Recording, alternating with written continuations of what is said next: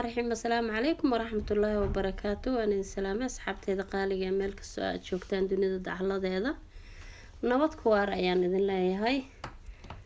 Asxaabay waxaan idin wadaa oo maanta aan keenay go'yaal cusub ayaan keenay. Go'yaashana sidan ayay yihiin oo maaragtay ay u kala duwan yihiin. Nashqado cusub oo maaragtay kala nooc waaye. Qaybta hore iyo qaybta dambe waa ay kala duwan yihiin. Waa nashqad waana qiimo ku raali gelin doono. Meel kastoo aad joogtana waxaan kugu keenaynaa.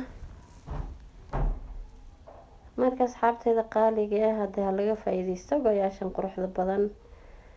Insha Allah saas ay u yaalaan. Kanina waa madow asagana. Kalar walbana waa laga helayaa. Wow, kana waa cream asagana. Inaba caadi maaha asxaabteeda qaaliga ah, qiimuhu waa macquul. Ma aha mid idin cayrin doona biidnillaahi kariim. Waa mid aad ka heli doonto meel kastoo aad joogtidna lagugu keeni doono. Kanina waa cagaar asagana. Kalara badan ayuu leeyahay. Waa kana asagoo cream ah haddana.